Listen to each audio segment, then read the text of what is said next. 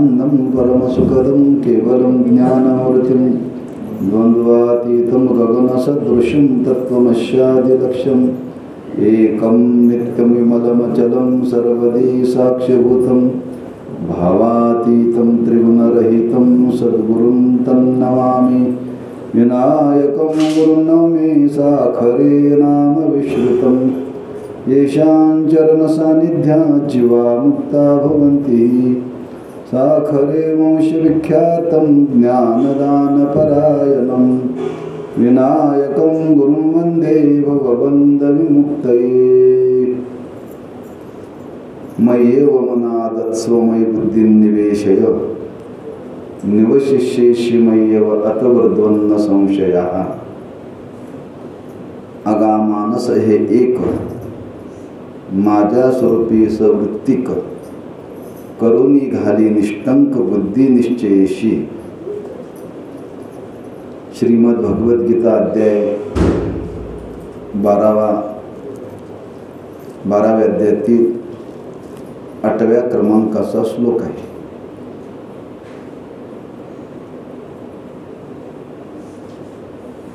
बाराव्या अध्यायामध्ये भगवंतांनी भक्ती योगाचं महात्म्य प्रतिपादन केलेलं आहे आणि तो भक्ती योगाचा विचार आपण काही दिवसापासून करीत आहोत. आतापर्यंत आपण या भक्ती योगाचं महात्म्य विचारात घेत असताना 7व्या श्लोकापर्यंत आपण चिंतन करीत आलो. गेल्या वर्षी 7व्या श्लोकाला आपण थांबलो बरं का. आता गेल्या वर्षी काय सांगितलं काय माहीत आपल्याला.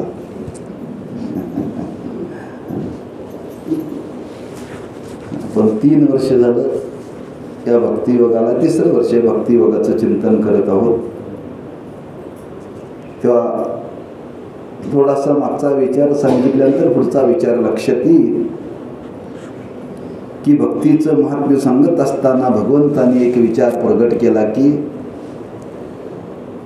अर्जुना, जो माझ्या ठिकाणी चित्त समर्पित करतो, चित्त समर्पित करणं म्हणजे देवाला समर्पण भावाने आपण जीवन व्यतीत करणं बरं का. भक्तीमध्ये समर्पणाला फार महत्त्व सांगितलेलं आहे. असा जो भक्त ज्यांनी चित्त समर्पित केलेले आहे अशा भक्ताचा मी उद्धार करतो. तेषामहं समुद्धर्ता मृत्यू संसार सागरात भवामि न चिरात पार्थ मय्या वेशित चेतसा. त्या भक्ताला कुठल्याही प्रकारचं भय नाही, संसाराची चिंता नाही. का त्या भक्ताची चिंता मी वाहतो. म्हणजे देव एवढ्या निश्चयानं सांगतात की असा जो भक्त ज्यांनी माझ्या ठिकाणी चित्त समर्पित केलेलं आहे अशा भक्ताच्या संसाराची चिंता, त्याचा उद्धाराची चिंता मी वाहतो बरं का. याचा आशय असा की भक्तीचं महात्म्य एवढं श्रेष्ठ आहे की त्या भक्ताची व्यवस्था देव करतो बरं का. एकदा देवाने त्या भक्ताचा स्वीकार केला की सर्वस्व त्याची व्यवस्था देव करतो. पण कधी देव त्याचा स्वीकार करतो, आपण त्याला द्यावं लागतं काहीतरी. काय द्यावं लागतं? आपण जे व्यवहारामध्ये देतो ते देवाला देऊन चालत नाही. देवाने जे दिलेलं आहे तेच देवाला द्यायचं आहे. देवाने आम्हा तुम्हाला जे दिलेलं आहे तेच देवाला द्यायचं आहे. आम्हा तुम्हाला देवाने काय दिलंय?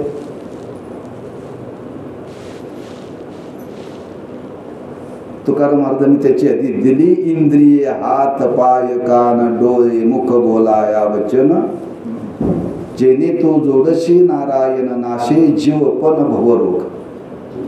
हे शरीर कोण दिले? या शरीरामध्ये इंद्रिय कोण दिले? त्या देवाने दिलेत. जेणे हा जीव दिला दान, तयाचे करीन चिंतन जगज्जीवन नारायण गायीन गुण तयाचे. त्या भगवंताने आम्हा तुम्हाला काय दिले? हा जीव दान दिलाय बरं का, जीव दान दिलाय.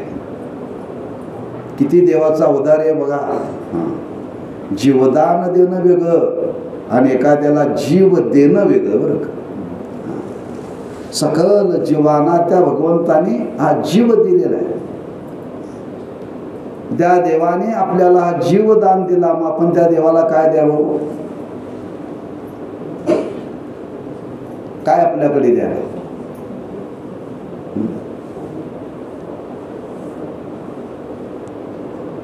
त्यातला एक भाव फार मार्मिक आहे. देवाने आपल्याला जीव दिला, आपण जीव भाव द्यायचा त्याला.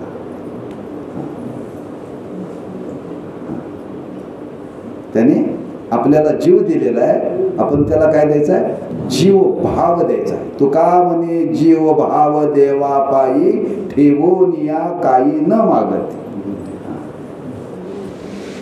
हा जीव भाव त्या देवाला आपण समर्पित करायचा बरं.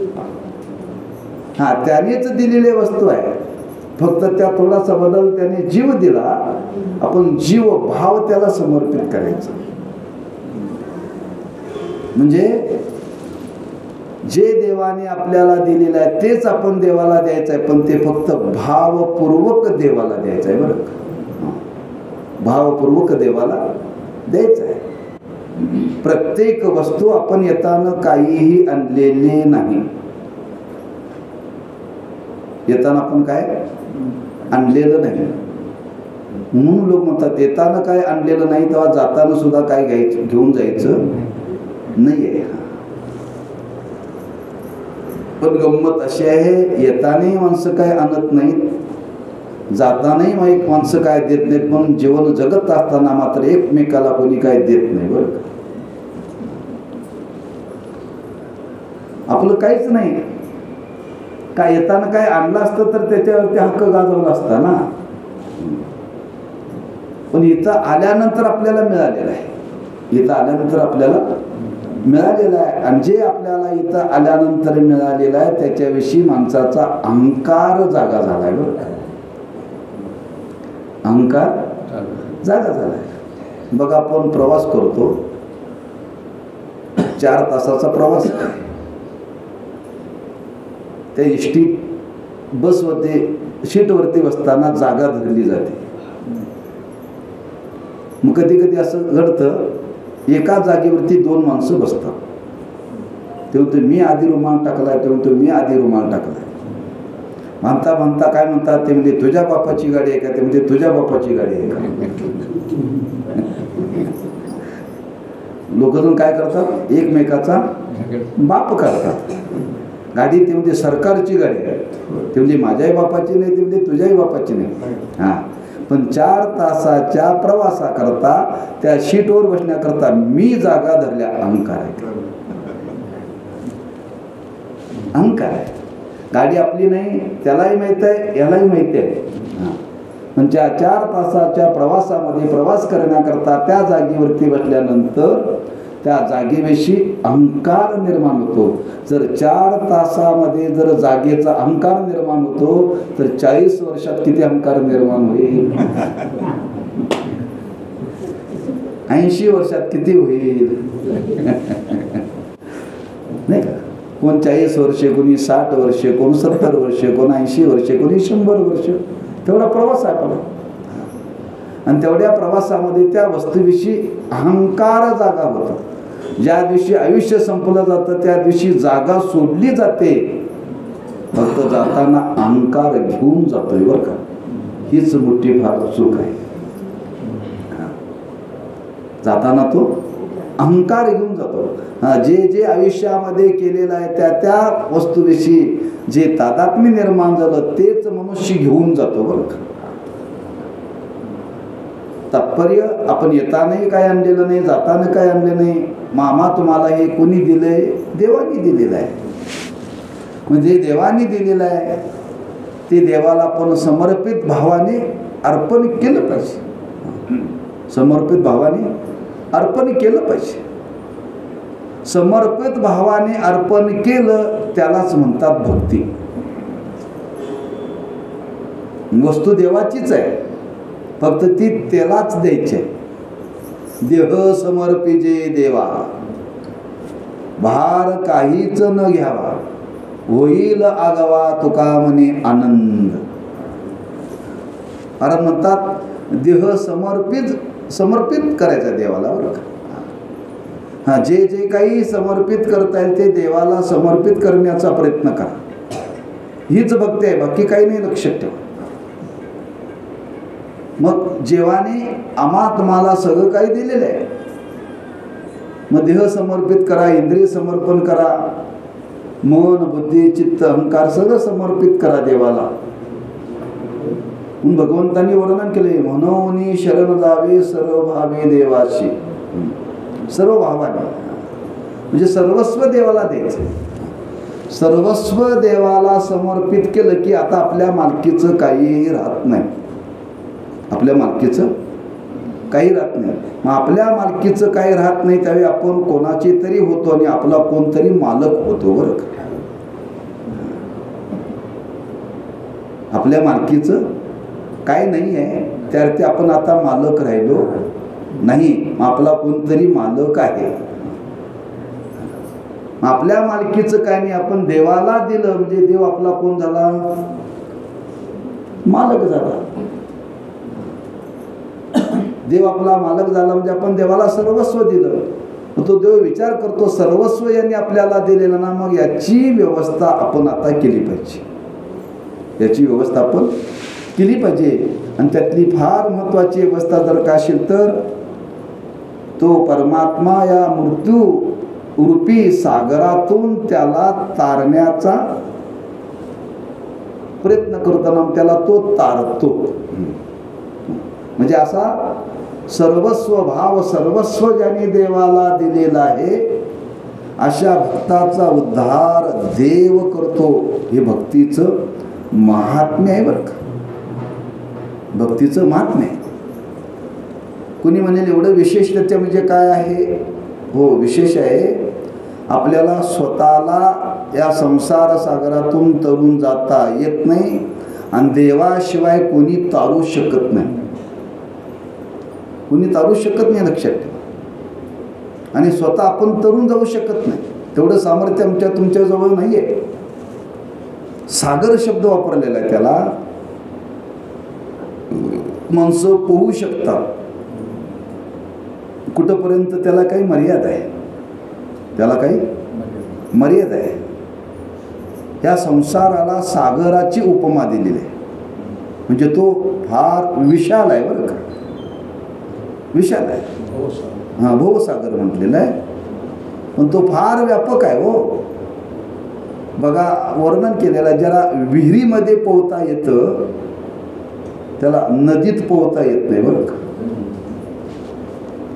का विहिरीला मर्यादा आली. हो, हां, तेवढ्या जागेमध्ये त्याला पोहता येतं, फेऱ्या मारता येतात, याकडनं त्या कडेला जाता येतं. पण तुम्ही जर कृष्णेच्या पात्रामध्ये उडी मारला तर ते पात्र किती मोठं आहे. का पोहता येत नाही तुम्हाला. हां,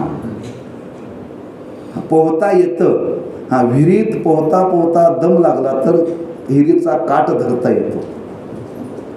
पण नदीमध्ये जर पोहता पोहता जर दम लागला तर दमच जातो.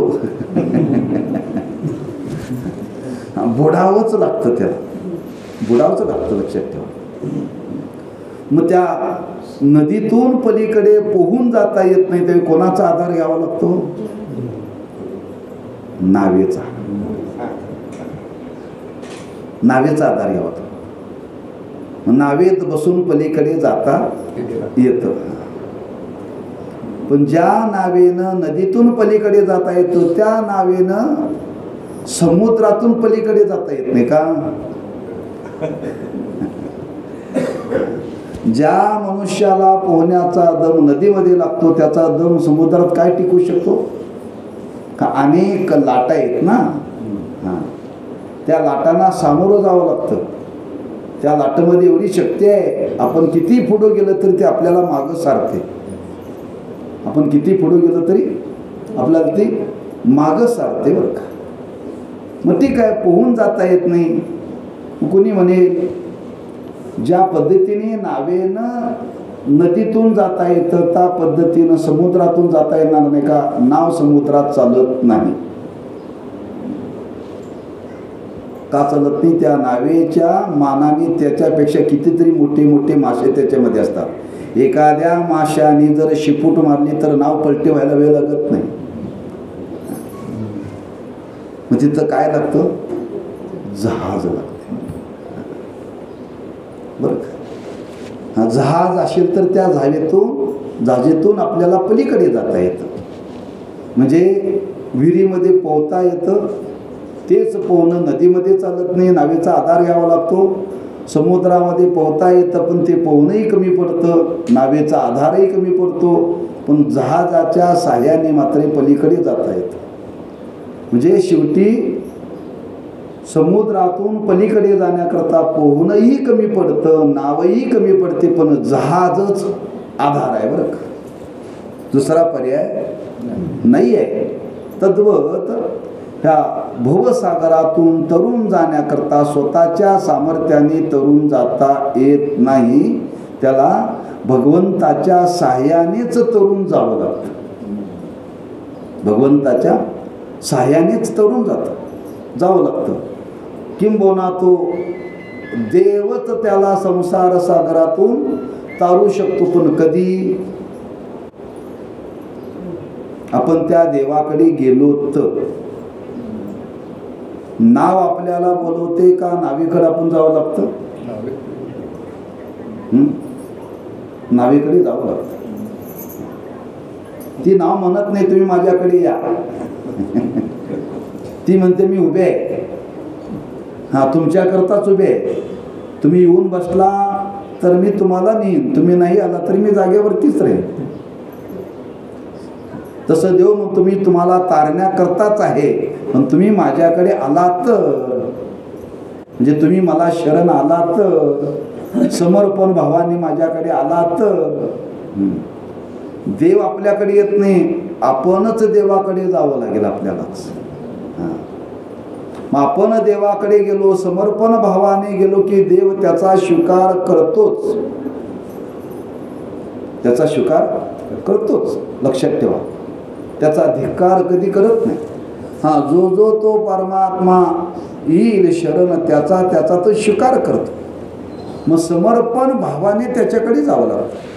त्याला काहीही मोबदला द्यावा लागत नाही, काही द्यावा लागत नाही, लक्षात ठेवा. म्हणून नावेचं वर्णन केलेलं आहे. जी नावेतून माणसं इकडून तिकडीकडे नेणारी जी माणसं आहेत ती नेणाऱ्याला त्याच्याकडून काही घेत नाहीत बरं का. काही घेत नाहीत. तुम्ही बघा आता सोय झालेली आहे. पूर्वीचा काळ तसा होता. त्या नदीच्या तीरावरती गेल्यानंतर ती नाव उभी असायची. त्याच्यावरती त्या नावेत बसायचं, नावाडी असायचा. तो नावाडी इकडून तिकडे आणि तिकडून इकडे लोकांना आणायचा नेण्याचा तो कार्यभाग करीत असतो. तो कुठून आला, कुठं चालला काय विचारत नाही. त्याला माहिती आहे गावातलीच लोक आहेत. तो त्यांच्याकडे काही मागत पण नाही, काही मागत नाही. का मागत नाही? त्याला माहिती आहे सुगीचा काळ आला की ही माणसं घरामध्ये आणून देतात. सुगीचा काळ आला की त्याला बोलतेदार म्हणतात बरं का. तो आता काहीच मागत नाही. तुमची सुगी सुरू झाली की मग तो धान्य गोळा करतो. 12 महिने तुम्ही प्रवास करायचा आणि 12 महिन्याने एकदम त्याला 12 महिन्याचं द्यायचं, अशी पद्धत बरं का. आधीमध्ये त्याला काय द्यायचं नाही. जर 12 महिने त्याच्यातून प्रवास करायचा आणि 12 महिन्याने त्याला एकदम द्यायचं, बरोबर आहे ना. तसं देवाची सेवा रात्रंदिवस करायची. 12 तास करायची, 24 तास करायची, रात्रंदिवस त्याची सेवा करायची. तो काही मागत नाही आणि त्याला काही द्यावं लागत नाही. शेवटी त्याची एकच इच्छा आहे तुम्ही मला समर्पित व्हा. तुम्ही फक्त समर्पित व्हा. समर्पित झालं की तो आपली व्यवस्था करतो बरं का, आपली व्यवस्था करतो. त्याला काही द्यावं लागत नाही. बघा त्या रामायणातला दृष्टांत आहे.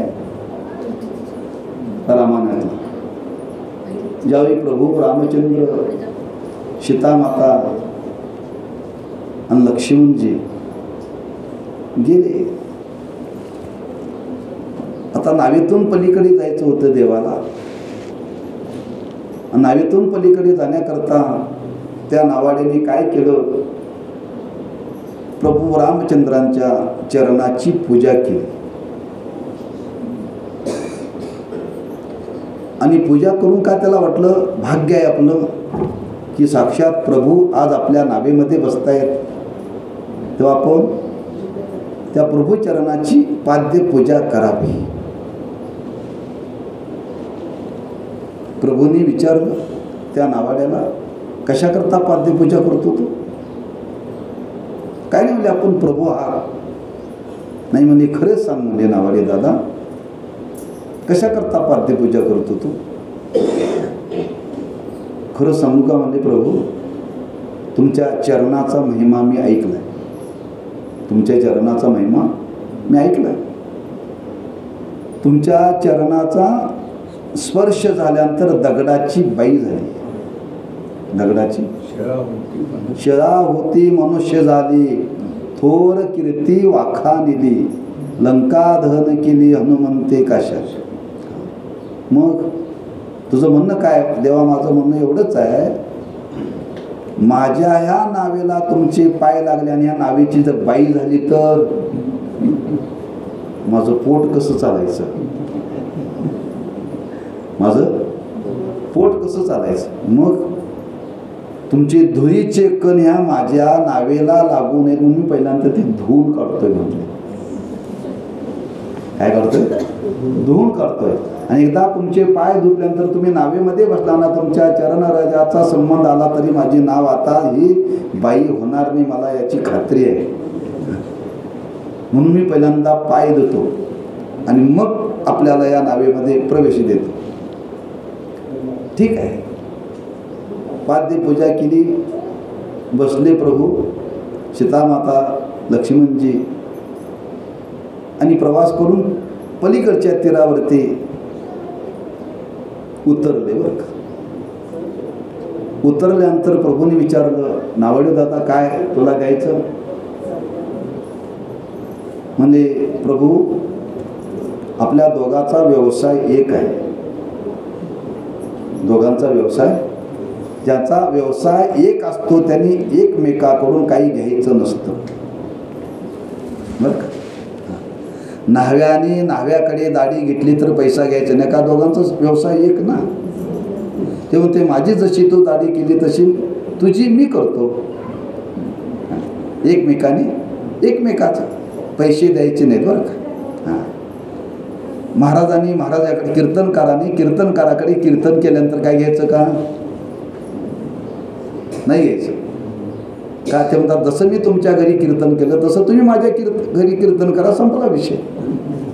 देण्या घेण्याचा संबंध नाही. बरं, दोघांचा व्यवसाय ज्यांचा एक आहे त्यांनी एकमेकांनी काय द्यायचं? म्हणजे देवा, तुम्हीही नावाडी आहात आणि मी पण नावाडी आहे. फक्त माझी विनंती एवढीच आहे,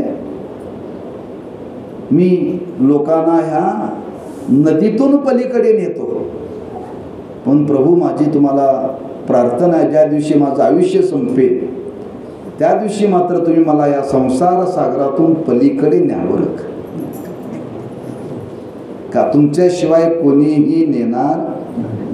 मला मुद्दा मांडायचा आहे. तेषामहं समुदरता, देवच याच्यातून तारतो. बरं का, मी तुम्हाला फक्त सामान्य या नदीतून पलीकडे नेलेलं आहे. तेव्हा माझी जाण देवा ठेवा, माझं स्मरण ठेवा. बरं का, आणि मला या संसार सागरातून आपण तारा. म्हणजे देवच जीवाला संसार सागरातून तरुण पलीकडे नेतो. बरं का, पण नेतो हे नेण्याकरता मात्र आपण समर्पित भावाने त्याची भक्ती केली पाहिजे. भक्ती योगाचं महात्म्य सांगत असताना हा विचार भगवंतांनी सांगितला. त्या भक्तीमध्ये महत्त्वाचा विचार आपल्यासमोर थोडासा प्रगट करायचा आहे या श्लोकाच्या संबंधाने, की खरंच तो परमात्मा आपल्याला या संसार सागरातून तरुण पलीकडे घेऊन जातो, तारतो तो. हे भक्तीचं महात्म्य, हे भक्तीचं महात्म्य बरं का. म्हणजे संसार सागरातून जो कोणी देवाला समर्पित भावाने समर्पित होतो त्याचा देव उद्धार करतो. आपल्याला प्राप्त झालेला जन्म कशा करताय? उद्धार करून घेण्याकरता प्राप्त झालेला आहे बरं का. उद्धार करून घेण्याकरता आपण जन्माला आलो बरं का. आणि जन्माला येऊन जर आपला उद्धार नाही झाला तर पुन्हा जन्मावे मरावे हेची बरे बरं का. पुन्हा पुन्हा जन्मावं लागणार आहे आणि पुन्हा पुन्हा मरावं लागणार आहे. आणि पुन्हा पुन्हा जन्माला येणं आणि पुन्हा पुन्हा मरणं हे सज्जनाचं लक्षण नव्हे. महाराजांनी शब्द वापरलेला आहे फजिती. सज्जन माणसाने आपली फजिती कधी पाहू नये, का सज्जनाला त्याची लाज असते. सज्जनाला त्याची लाज असते. किती वेळा पुन्हा पुन्हा पुन्हा पुन्हा जर आपल्याला जर हे भोगावं लागत असेल तर कमीत कमी आपल्याला त्याची काय वाटली पाहिजे? लाज वाटली पाहिजे बरं का. काय वाटली पाहिजे? माऊलीने वर्णन केले, लाज पै निर्मळा निस्सुगा गोड. जी माणसं निस्सुग आहेत ना त्यांना लाज वाटत नाही. मी म्हणत नाही, माऊलीने वर्णन केलं बरं का. माऊलीने वर्णन केले. जन्माला आलेल्या जीवाला आपल्या पाठीशी लागलेल्या जन्ममरणाविषयी लाज वाटावी बरं का.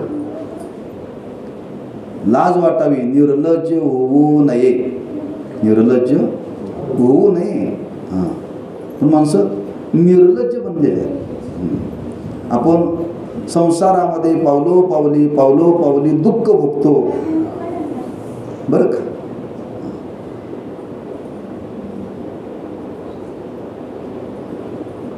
ते गुरुजी नेहमी सांगायचे संसारी लोकांविषयी. ते गुरुजी ब्रह्मचारी होते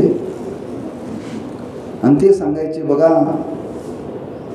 संसारी लोकाला रोज त्याची बायको उठता बसता शिव्या देते बरं का. उठता बसता त्याला शिव्या देते तरी त्याला काही वाटत नाही बरं का. त्याला काही वाटत नाही. गुरुजींनी विचारलं, अरे काय बाबा तुला ती तुझी पत्नी एवढी शिव्या देते एवढी शिव्या देते? गुरुजी नेहमीच्या देते, नवीन काय देत नाही म्हणून सांगितलं त्यानं. नवीन काय तेच मला ऐकून पाठ झाले, तिला नवीन येतच नाही. नवीन येतच नाही. दुसरी गोष्ट, ऐकून अंगवळणी पडले. ऐकून अंगवळणी पडले. आणि त्याच्या पुढचं त्यांनी सांगितलं, गुरुजी खरं सांगू का म्हणे, ती शिव्या देते तेव्हा देते पण त्याच्या मनात काहीच नसतं. कुछ तुम समजो कुछ हम समजो. तिच्या मनात काहीच नसतं. गुरुजी म्हणाले, अरे ब्रह्मदेवाला सुद्धा बाईच्या मनातलं कळालं, मी तुला कळणार आहे त्याच्या मनातलं. तात्पर्य काय? आपण तिथं निर्लज्ज बनलोय बरं का. काही गोष्टीविषयी माणसांनी लाज धरावी. काही गोष्टीविषयी माणसांनी लाज धरावी. आणि ती कोणती लाज? पुन्हा पुन्हा जन्माला येणं आणि पुन्हा पुन्हा मरणं याच्याविषयी माणसांनी लाज धरावी बरं का. याच्याविषयी लाज धरावी. हे चांगलं नाही आहे. हे चांगलं नाही आहे. मग काय केलं पाहिजे? हे कुठंतरी थांबलं पाहिजे. कुठंतरी थांबलं पाहिजे. म्हणजे थांबवण्याकरता काय केलं पाहिजे? कधी थांबेल? पुन्हा पुन्हा जन्माला येणं पुन्हा पुन्हा मरणं कधी थांबेल? देवाला शरण गेल्यानंतर. बरं का, तुम्ही बघा त्या जिथं धरण आहे त्या धरणातून पाणी खाली पडते उंचावर, आणि त्या धरणाच्या धारेमध्ये जर तुम्ही पडला, जो त्या धारेमध्ये पडला तो पुढे जात नाही, ती खाली धार फिरत असते, तिथंच तो फिरतोय. बरं का, तिथंच फिरतोय. कुठंपर्यंत? मरेपर्यंत पडतो. ती धार थांबत नाही तोपर्यंत. धार कधी थांबेल? वरचं पाणी जेव्हा थांबेल तेव्हा. वरचं पाणी थांबतं कधी? पावसाळा संपल्यावर. पावसाळा संपल्यावर. म्हणजे त्या धारेमध्ये जर तो साप पडला तर तो त्या धारेतून तो बाजूला येत नाही, तो मरतोच. मेलेलं प्रेत सुद्धा तर ते तिथं फिरतच राहतं. बरं का, फिरतच राहतं. ते त्या चक्रातून बाहेर पडत नाही. कोण सापडला त्यात? ज्याला पोहता येत नाही तो त्याच्यामध्ये सापडला. ज्याला पोहता येतं तो त्याच्यामध्ये सापडला तर तो त्या पोहण्याच्या बळाने बाजूला निघू शकतो, थोडा प्रयत्न करून. बरं का, आणि प्रयत्न करून तो बाजूला शकतो. म्हणजे त्या पाण्याच्या धारेमध्ये सापडल्यानंतर गटांगळ्या खात असताना ज्याच्याजवळ पोहण्याचं सामर्थ्य नाही त्याला बाजूला निघता येत नाही, तसं या संसारामध्ये जो सापडलेला आहे तो भगवंताला शरण गेला तर तो याच्यातून बाजूला निघतो. तो याच्यातून बाजूला निघतो.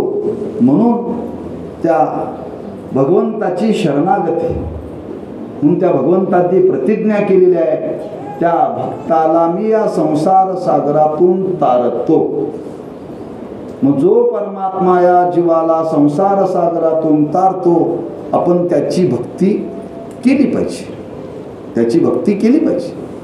भक्ती केल्याशिवाय हे शक्य नाही आहे. काही गोष्टी आपल्याला भक्तीच्या सामर्थ्याने त्या प्राप्त कराव्या लागतात. भक्तीच्या सामर्थ्याने. तिथं दुसरा उपाय चालत नाही, लक्षात ठेवा. तुम्ही पहा, महाभारतातला प्रसंग आहे. कौरव पांडवांचं युद्ध ठरलं. युद्ध ठरल्यानंतर कौरवांचा प्रतिनिधी आणि पांडवांचा प्रतिनिधी देवाकडे मदत मागण्याकरता गेला. त्यातला प्रतिनिधी म्हणून पांडवांचा प्रतिनिधी अर्जुन गेला आणि कौरवांचा प्रतिनिधी म्हणून दुर्योधन गेला. दोघंही देवाकडे मदत मागण्याकरता गेले. तर युद्ध करायचं आहे. आणि तिथे गेल्यानंतर देव विश्रांतीमध्ये होते.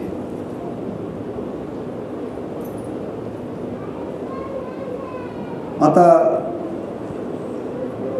पहिला दुर्योधन तिथे गेला होता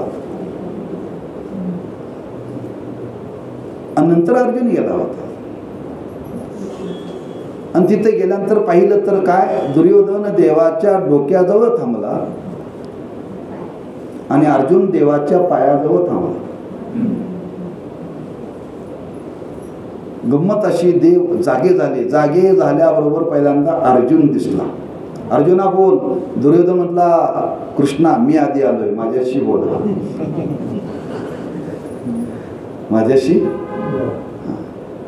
कारण उठल्या उठल्या अर्जुन दिसला. हो,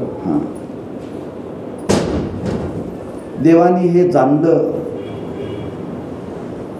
ज्याला देवाच्या भेटीला गेल्यानंतर कुठं देवाजवळ थांबावं हे पहिल्यांदा कळलं पाहिजे. बरं का,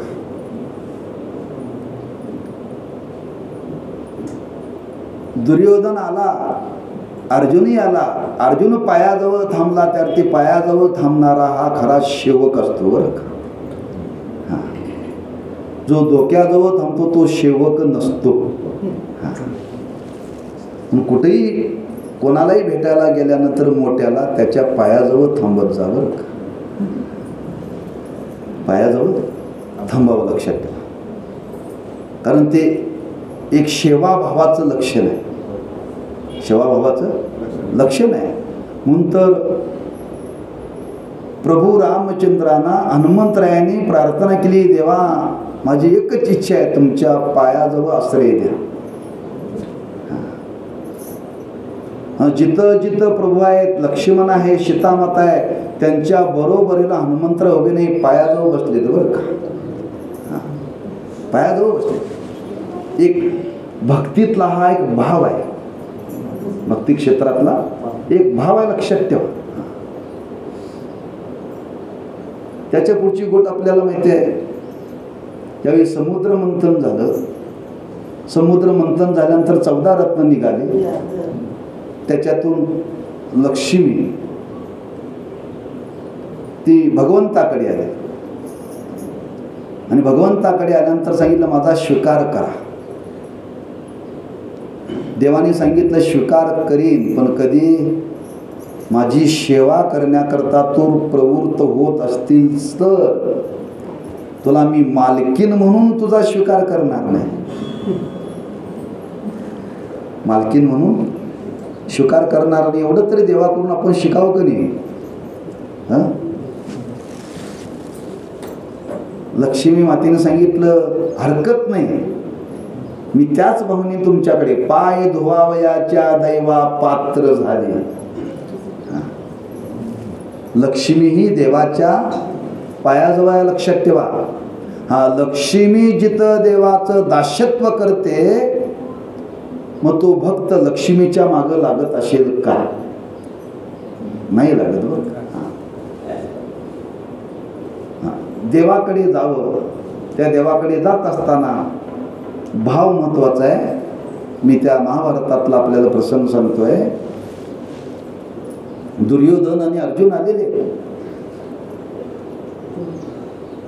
तेव्हा आता कशा करता आले ते देवाला माहिती होतं. तरी देवाने विचारलं, येण्याचं कारण काय? काय नाही, मला युद्ध ठरलेलं आहे, मग मदत पाहिजे म्हणे आम्हाला. हरकत नाही. देवाने 2 प्रस्ताव मांडले. एका बाजूला माझं सैन्य आहे आणि एका बाजूला मी आहे.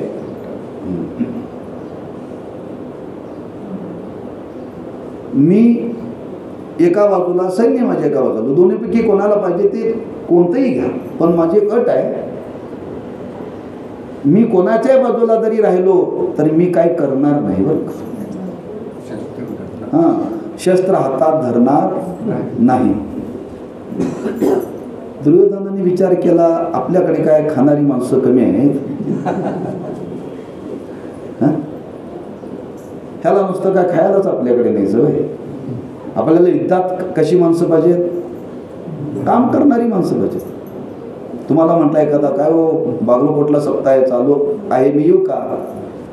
तुम्ही म्हटला येण्याबद्दल हरकत नाही, पण कमीत कमी कीर्तनाला टाळ घेऊन उभं राहिलं पाहिजे, भजनाला बसले. त्याने मी फक्त येणार आणि जेवायचं काम करणार. तुम्ही आणाल त्याला बरोबर? आणाल का? तुम्ही म्हणणार तिथं बागलकोटमध्ये अशी भरपूर आहे, तुला तिथं नेऊन काय करायचं? आणखी कामाचं असेल तर आपण आणणार ना, बरोबर? दुर्योधनाने विचार केला, हा काय येणार नाही, फक्त उभं राहणार, याचं सैन्य नेलं तर आपल्याला त्या युद्धाला उपयोगी पडेल. सांगितलं, कृष्णा माझं तुझं सैन्य दे, तू मला नको. अर्जुन म्हटला, देवा नुसतं येऊन बसला तरी चालेल. म्हणजे भक्ताच्या अंतःकरणामध्ये एवढा भाव असावा लागतो. कमीत कमी आपल्या पाठीशी देव उभा असला तरीच चालेल. एवढा तरी भाव असा पाहिजे की नाही? एवढा तरी भाव असला तर, एवढ्या भावाने अर्जुन जिंकला का नाही? एवढ्या भावाने अर्जुन जिंकला हो युद्ध. फक्त त्यांनी स्वीकार केला, नुसता देव आपल्या बरोबर राहिला तरी चालेल. तसं त्या देवाची भक्ती करण्याकरता कमीत कमी आपण त्याच्याकडे जात असताना समर्पित भावाने आपण त्याच्याकडे गेलो ना, तो आपलं सर्व काही करेल बरं का. आपल्याला काही करावं लागणार नाही. जसं तुकोबरांनी देवाकडे मागणं केलं, देवा मला संतांची संगत दे बरं का. देवाने विचारलं तुम्ही काय त्यांच्याकडे मागणार आहे काय? देवा म्हणले अजिबात मी मागणार नाही. न मागे न करी काही तुझी आन गा विठोबा. फक्त मी देवा काय करेन, पडून राहीन तये ठाई. मी काय फक्त त्यांच्या पायाजवळ पडून राहील. पडून राहण्यामध्येच उद्धार आहे हो. पडून राहण्यामध्येच उद्धार आहे. तसं देवाच्या बाजूनं राहण्यामध्येच जीवाचा उद्धार आहे. देवाविषयी अंतःकरणामध्ये भाव धारण करण्यामध्येच जीवाचा उद्धार आहे. काहीही करावं लागत नाही. काही करावं लागत नाही. फक्त आपल्या अंतःकरणातला देवाला भाव समर्पित करा. बाकी काहीही देवाला द्यावं लागत नाही. आमच्या तुमच्याजवळ असलेली शक्ती, धन, दौलत यातलं काहीही द्यावं लागत नाही. म्हणून तर भगवंतांनी प्रतिज्ञा केली, अर्जुना मयी माझ्या ठिकाणी चित्त ज्याने समर्पित केलेला आहे अशा भक्ताचा मी या संसार सागरातून उद्धार त्याला तारतो. त्याला तारतो बरं का. म्हणजे आपल्याला संसार सागरातून जर तरुण जायचं असेल तर काय करावं लागेल? समर्पित ना भक्ती करावी लागेल. भक्तीचं महात्म्य सांगतायत. कशाकरता भक्ती करायची आहे? पोटाकरता भक्ती करायची नाही, लक्षात ठेवा. उद्धाराकरता भक्ती करायची. उद्धाराकरता भक्ती. अहो परमार्थात आल्यानंतर पोटाची चिंता करावी लागत नाही आहे का? करावी लागते? चिंता करावी लागत नाही. किंवा कुठेही आपली व्यवस्था होते, कुठेही व्यवस्था होते, पण उद्धाराची व्यवस्था कुठेही होत नाही. कुठेही होत नाही. तुम्ही जगाच्या पाठीवरती कुठेही जा, तुमचे लोक राहण्याची, खाण्याची, पिण्याची व्यवस्था करतील, पण उद्धाराची व्यवस्था कोणीही करणार नाही. उद्धाराची व्यवस्था करणारा या जगाच्या पाठीवरती एकमेव आहे, फक्त देव. देव बरं का. आणि उद्धाराला प्राप्त होण्याकरता भक्ती करायची. दुसरं करण्याचा हेतू काहीही नाही बरं का. या संसार सागरातून तरुण जाण्याकरता, तरुण हाच यातला मुख्य हेतू आहे. तरुण हाच यातला मुख्य हेतू आहे. संसार सागरातून तरुण जाण्याकरता भगवंताची भक्ती करायची आहे आणि ती समर्पित भावाने करायची. दुसरा त्यातला एक भाव जाता जाता आणखी आपल्यासमोर प्रकट करतो की या भगवंताची भक्ती करण्याच्या मागे हेतू काय? आणखी हेतू आहे चित्ताचं स्थैर्य आणि चित्ताचं धैर्य. याची वाढ होते बरं का. स्थैर्य आणि धैर्य ह्या दोन गोष्टी फार महत्त्वाच्या आहेत. आपलं चित्त स्थिर नाही आहे आणि आपल्या जीवनामध्ये धैर्य पण नाही आहे. का धैर्य आहे? समजा तुम्ही आता जागेवरती बसलाय, आपल्यापैकी कोणी बसलाय, आपल्याला दरदरून घाम आला,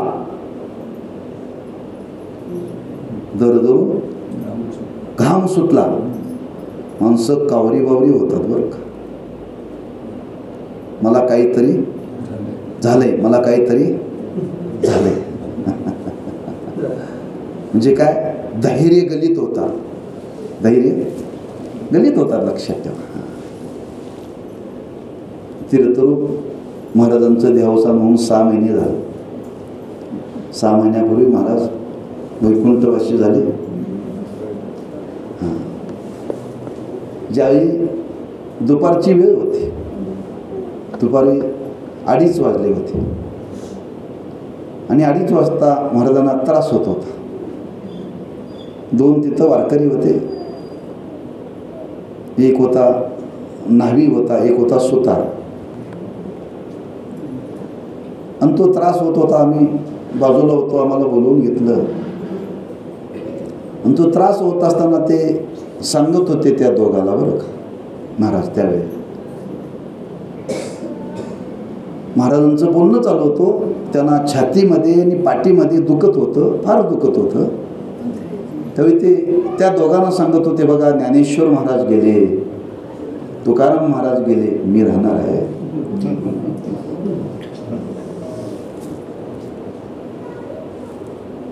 मुद्दा मला सांगायचा आहे, धैर्य गलित नव्हते बरं का.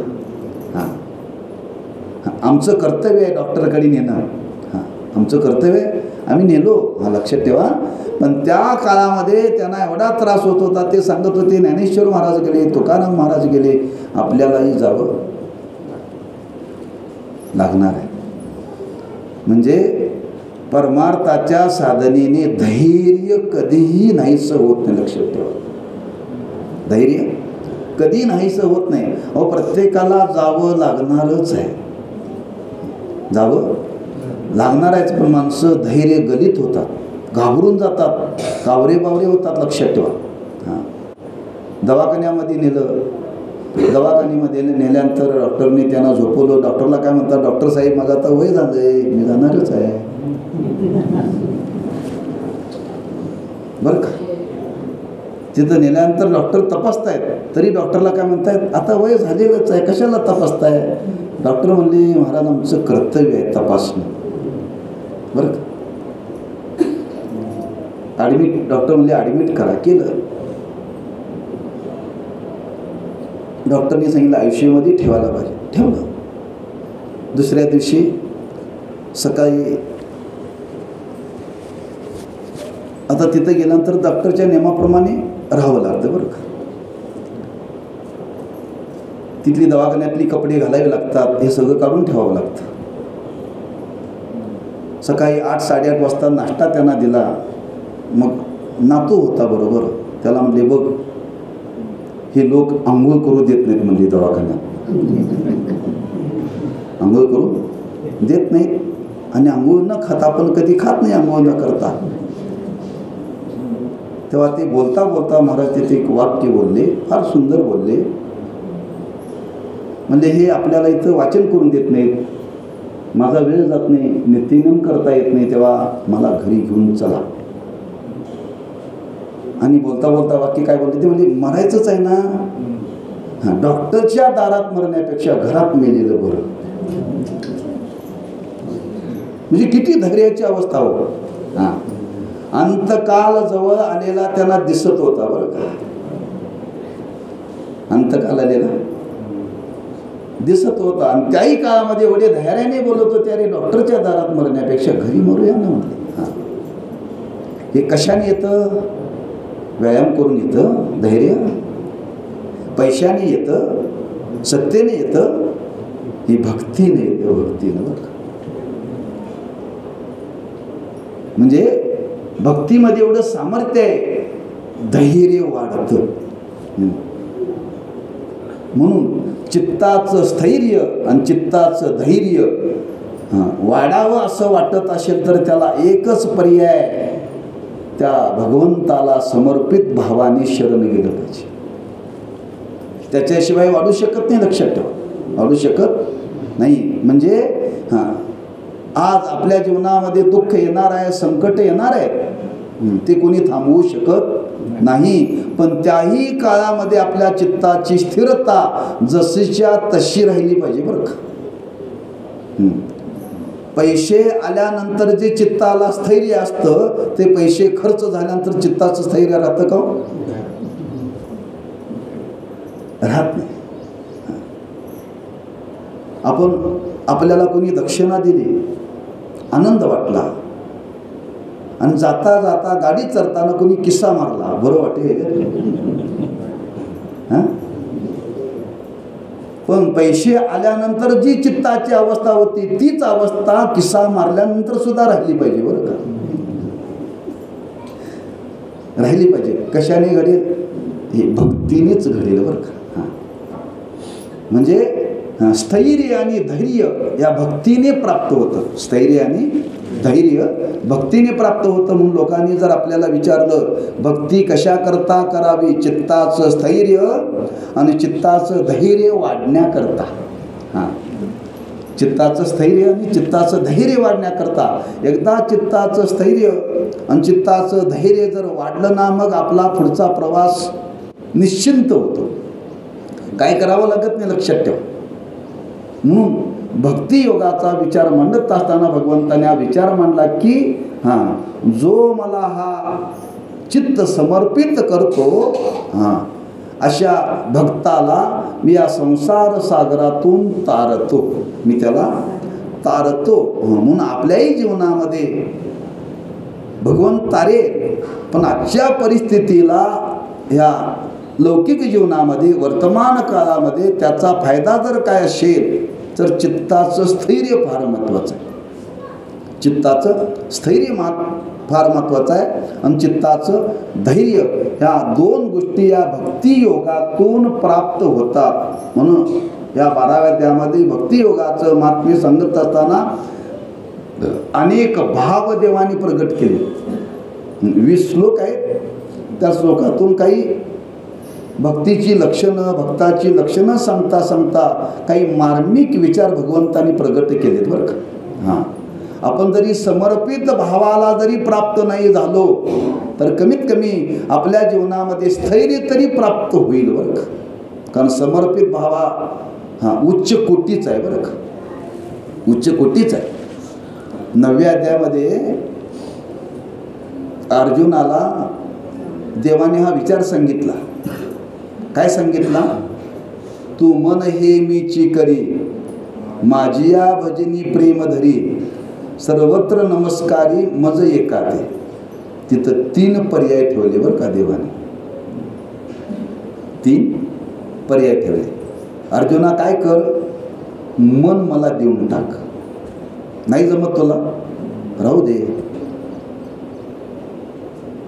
माझी या भजनी प्रेम धरी, माझं प्रेमाने भजन तरी कर, ते तर जमत नाही म्हणजे कर, सर्वत्र नमस्कारी मज एकाते. सर्वांच्या ठिकाणी मलाच पहा आणि नमस्कार कर. 3 पर्याय सांगितले बरं का. 1, मन समर्पण कर किंवा प्रेमाने माझं भजन कर, नाहीतर सर्वत्र मलाच पहा. यातलं सोपं काय आहे?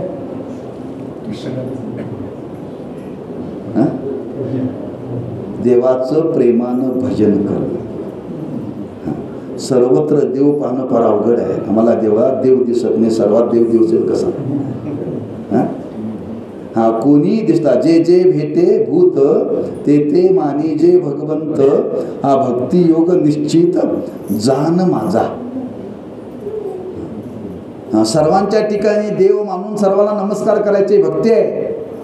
हे मनाला स्थैर्य करण्याचे एक साधन सांगितलं. दुसरं सांगितलं ते मन देवाला द्यायचं साधन सांगितलं. आणि तिसरं सांगितलं त्या देवाचं प्रेमाने भजन करायचं. आपण पहिलं कुठलं शिकारावं? देवाचं प्रेमाने भजन करत शिकावं. आपण देवाला मन एकाएकी देऊन टाकू शकत नाही. का तो का पाण्याचा तांब्या उचलावा नाही द्यावा वय काय? हे उचलाने दिलं घेऊन जा, त्याचा माझा काय संबंध राहिला? इतकं सोपं आहे काय? मन उचलावाने देवाला द्यावं कठीण आहे. आणि सर्वत्र देवाला पण हे त्याच्यापेक्षा कठीण आहे. पण सुरुवातीला मात्र त्याचं प्रेमाने भजन करता येतं कधी? मी इथून सुरुवात करा. तसं आपल्या जीवनामध्ये ती भक्ताची लक्षणं येतील, देव आपला उद्धार करेल यात शंका नाही आहे. पण त्या भक्ती मार्गामध्ये अनुसरण करत असताना आपल्याला पहिला तरी फायदा होईल की त्या भगवंताची भक्ती करण्याने चित्ताला स्थैर्य प्राप्त होईल. चित्ताला स्थैर्य प्राप्त होईल आणि चित्ताला धैर्य प्राप्त होईल. त्या चित्ताला स्थैर्य आणि धैर्य प्राप्त होण्याकरता कमीत कमी त्या भगवंताची भक्ती करण्याकरता प्रवृत्त व्हावं. आणि अशी भक्ती करता करता एकदा चित्त समर्पित आपण त्या भगवंताला केलं की तो परमात्मा आपल्याला या संसार सागरातून तारून नेतो, असं भगवंताने या 7व्या श्लोकामध्ये सांगितलं. याचं चिंतन आपण गेल्या वर्षी केलंय. तो विचार मी आत्ता सांगितला बरं का आपल्याला. म्हणजे गेल्या विषयीचा झालेला विचार आता तुम्हाला मी पदावरती आणून ठेवले, मूळ पदावरती. आता काय सांगायचं याचं उद्या सकाळी सांगू. म्हणजे आपण कुठं प्रवासात आलो हे आपल्याला कळलं पाहिजे. एसटी मध्यंतरी थांबते, थांबल्यानंतर तो कंडक्टर म्हणतो गाडी 10 मिनिटं थांबणार आहे, कोणाला बाहेर जाऊन यायचं असेल तर या. हां, मग आल्यानंतर तो विचारतो उतरलेले सगळे आले का, मग तो शिटा मोजतोय. हां, उतरताना तो आधी मोजतोय किती त्याच्यात पॅसेंजर होते, आणि पुन्हा गाडी सुरू होताना मोजतोय किती आले का, होते तेवढे होते का. तसं आपण कुठं गेल्या वर्षी होतो हे मोजण्याकरता मी विचार सांगितला बरं का. आता आपण सगळे एका शीटवरती आलोय, आता पुढं गाडी चालणार आहे. आता पुढचा विचार आपण उद्या बघू. पुंडलिक वरदारी विठ्ठल ज्ञानदेव तुकाराम. आता विश्वात्मके